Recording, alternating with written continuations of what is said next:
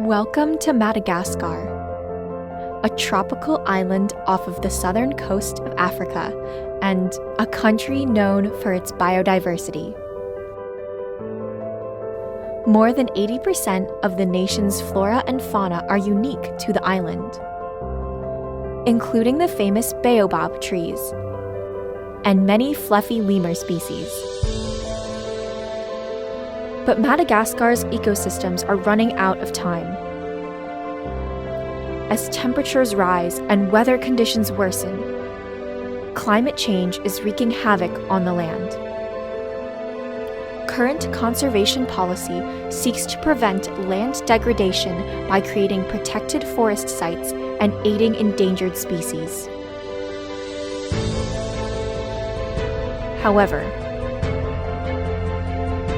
this approach does not consider the impact of climate change on the people who live on the land. The health of the people and the land are interconnected.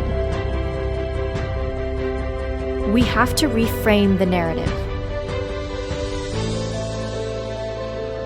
Who should truly be responsible for climate change? The government of Madagascar? Farmers and their local communities?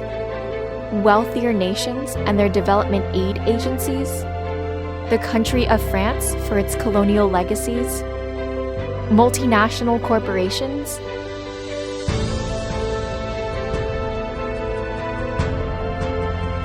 Or is it all of us who are responsible?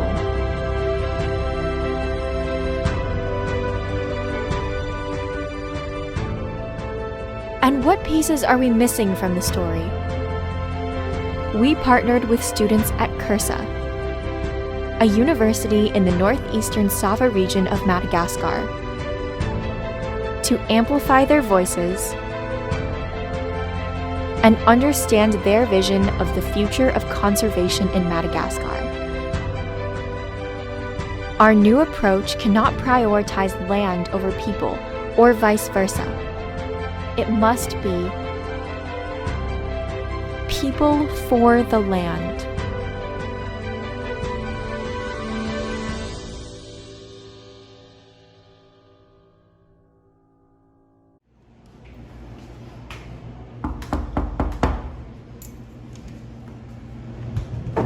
Hi, Destiny. Hey. How are you? Hey, can I come in?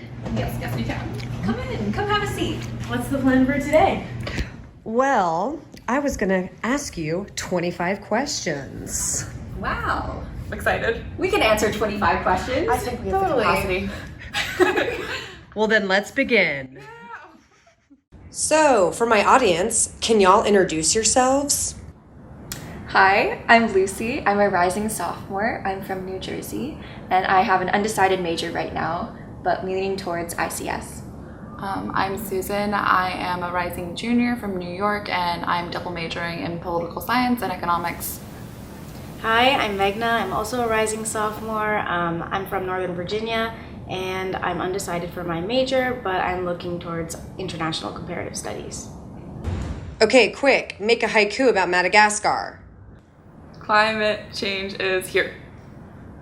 We need a new narrative. People for the Land, the title of our story map. Why did you choose to join this Story Plus team? I don't know that much about environmental justice or climate change or environmental policy, so I was trying to step out of my comfort zone and learn something new. Environmental justice is one of my primary academic interests, and Madagascar is a region that I haven't really explored before, so I thought it would be a really unique opportunity to do research in an area that I haven't done much research in before. And for me, I'm echoing Meghna's sentiments, which is that I just really wanted to learn something new, and I thought that the topic itself was really interesting because we tackle a lot of things from food security to climate change to everything else. I know you all just released a new trailer with Story Plus 2022 Studios. What does your final product look like? Our final product is a story map, which is basically an interactive website, and it includes various types of media like video, audio, lots of images, that all come together to tell a story in a dynamic way. And what do you want your viewers to know about Madagascar? So to kind of quote our interviewees, Sergio and Marie Chantal, they're university students in Madagascar, and they say that Madagascar is a very rich country. It's very rich in biodiversity and resources, but it's also a very poor country. Who did you interview? We interviewed a variety of people. So to get started with our research, we first interviewed people at the Duke Lemur Center, including James, our PI, and also Charlie, who is the director of the Duke Lemur Center.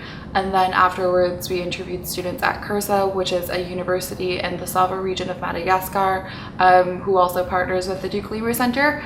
And then we also interviewed Evrard, who is the director of a program involving agroforestry and agroecology at CURSA. Being students at a private university in the United States, how were y'all intentional about decolonizing this process? So we wanted our process to be authentic, non-extractive, participatory, and collaborative. One principle that we've really held to is thinking about what the community needs as opposed to what we are assuming that they need. And then we also include our peers at CURSA and in Madagascar at large as our collaborators as opposed to our interviewees or subjects, which is really important to us. And lastly, we also share our product with our Malagasy peers. So we make sure it's both translated, the story map has both a Malagasy and English version, and that it is accessible in an accessible form. So for example, an interactive website like Story Map. So tell me more about being participatory. First, we had what we call a collaborative design meeting, where we asked the CURSA students what storytelling looks like to them, how we can best amplify their voices, and what they wanted to see from us in terms of the map or other ways to disseminate their information. And for the second half of our creation process during the interviews, we tried to create an open interview space, and we also had several feedback meetings where we solicited suggestions from the CURSA students about the story map itself and presented it to them. What did the Malagasy students that you interviewed think of your story map?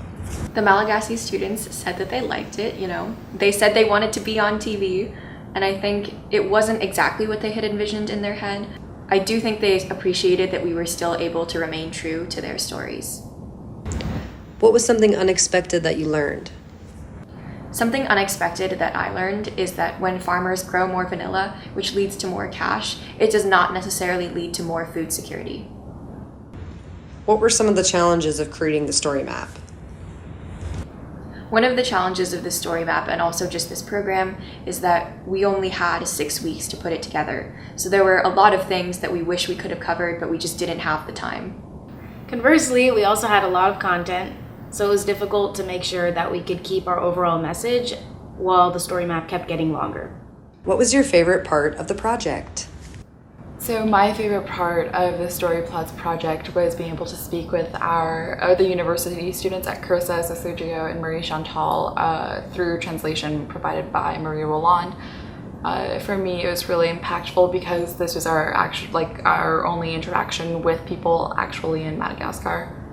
Susan essentially stole my answer, but I also really enjoyed that part, and we're hoping that we can keep in contact with both Sergio and Marie Chantal as the process moves forward. It was really nice to get to know them as people beyond the story map. My favorite part was being able to do this research online and read all these papers, and then actually be able to talk to Marie Chantal and Sergio and Evrard and Marie Roland and get their real-world perspective and real-world insight on all of these issues that I had only read about in papers. One big question you ask is, who is responsible for climate change? Who do you think is responsible? I think to a certain extent, all of us are responsible for climate change. That being said, I think that the government and also foreign aid agencies have a significant role to play in mitigating climate change, especially.